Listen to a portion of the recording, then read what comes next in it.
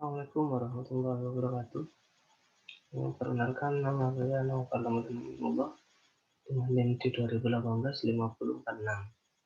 Di sini saya akan mempresentasikan tentang berbicara sebagai proses komunikasi.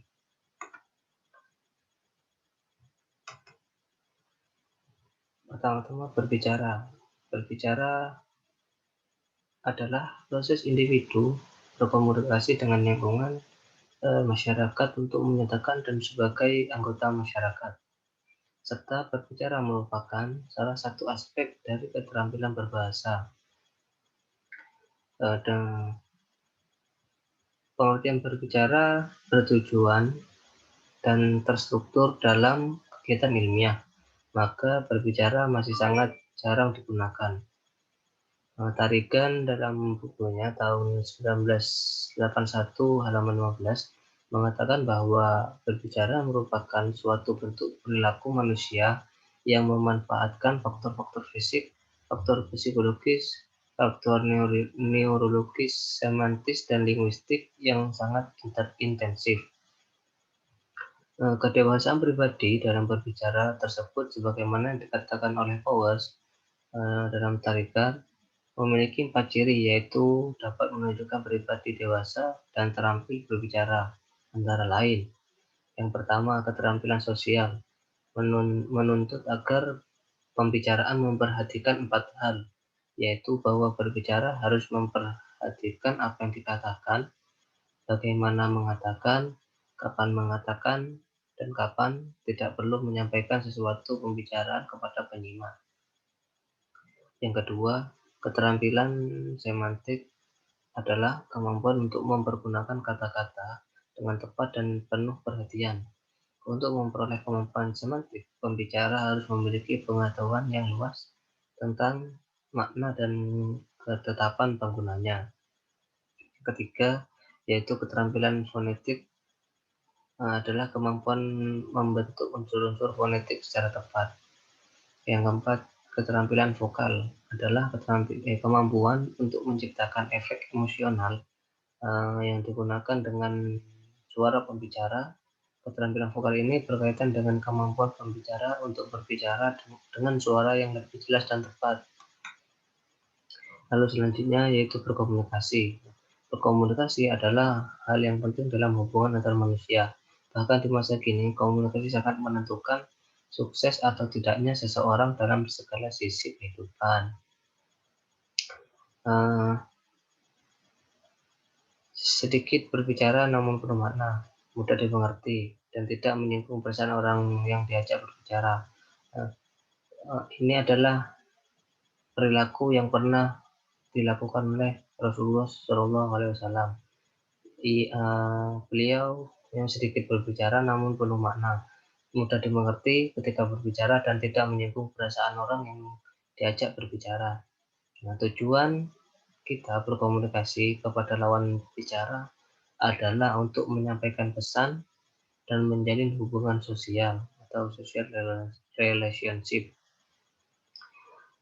Dalam penyampaian pesan tersebut biasanya digunakan bahasa verbal, baik lisan atau tulis, atau nonverbal, yang dipahami kedua belah pihak, pembicara dan lawan bicara. Sedangkan tujuan komunikasi untuk menjalin hubungan sosial dilakukan dengan menggunakan beberapa strategi, misalnya menggunakan ungkapan kesopanan atau politenis, ungkapan implisit atau basa-basi, dan penghalusan istilah. Selanjutnya yaitu berbicara sebagai suatu cara berkomunikasi. Berbicara adalah kebutuhan kita sebagai manusia. Berbicara merupakan salah satu cara yang efektif bagi kita untuk berkomunikasi. Dengan berbicara, kita bisa menyampaikan maksud dan tujuan serta buah pikir kita dengan cepat. Namun, alangkah bijaknya jika kita memperhatikan cara berbicara maupun isi atau materi yang kita bicarakan. Jangan sampai ungkapan banyak bicara, banyak berdosa, sampai menyakiti hati orang lain. Kenapa berbicara dikatakan cara dalam berkomunikasi? Karena berbicara lebih umum dipakai oleh orang, sedangkan berkomunikasi merupakan hal yang dikenal ketika orang berkomunikasi menggunakan alat bantu seperti pesawat telepon, handphone, dan lain-lain.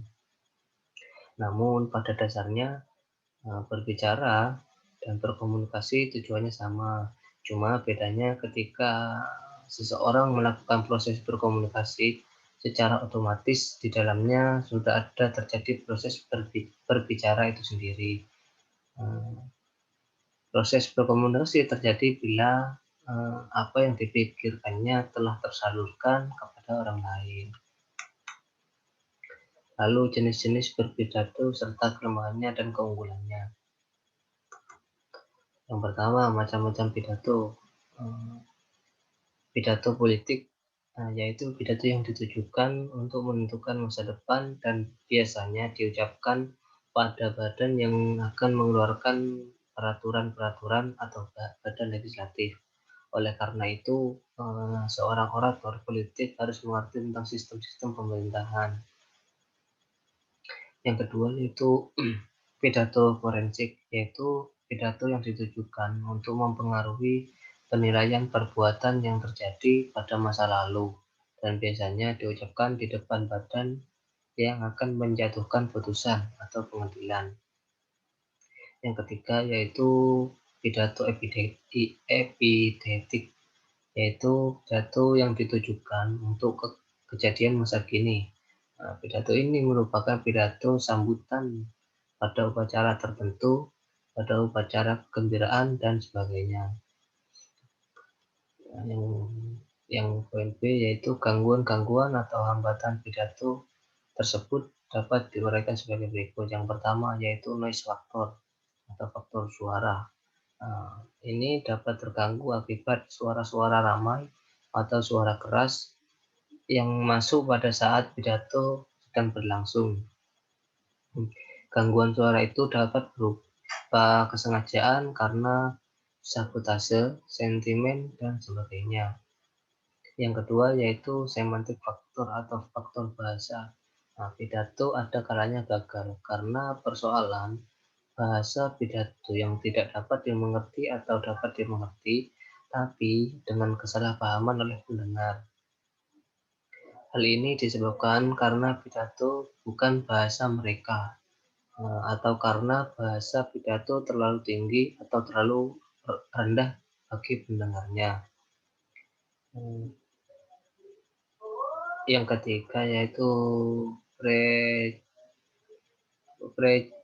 prejudis faktor atau faktor prasangka. Antara pembicara dan pendengar tidak boleh ada prejudis atau